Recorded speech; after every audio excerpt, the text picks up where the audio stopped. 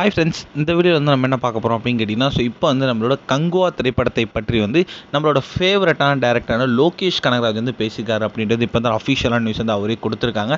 So இந்த விஷயம் வந்து ரசிகர் மத்தியில் பயங்கரமான ட்ரெண்டிங்காக போயிட்டுருக்கு.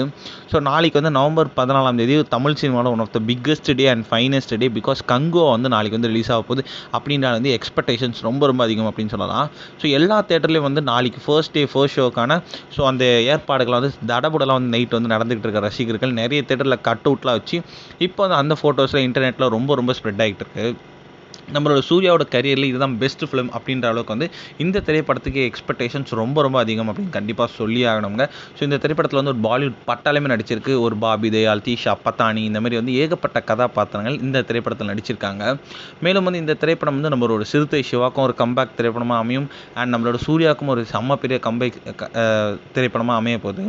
ஸோ இந்த திரைப்படத்தை பற்றி வந்து நிறைய பிரபலங்கள் பேசிகிட்டு இருக்க நிலையில் வந்து இப்போ வந்து நம்மளோட லோகேஷ் கனகராஜன் பேசியிருக்காரு. அதாவது அவர் வந்து ட்விட்டரில் வந்து அவர் என்ன சொல்லியிருக்காருன்னா, with Kangua releasing worldwide tomorrow, would like to wish Surya sir and the entire team for their relentless effort and continuous promotion. So இந்த ஒரு விஷயம் வந்து ரசிகர் மத்தியில் பயங்கர ட்ரெண்டிங்காக போயிட்டுருக்கு. அதாவது அவரோட சப்போர்ட் வந்து கங்குவா திரைப்படத்தை கொடுத்தது வந்து ரொம்ப பெரிய விஷயம் அப்படின்ட்டு ரசிகர்கள் அவரை பாராட்டிக்கிட்டு இருக்காங்க.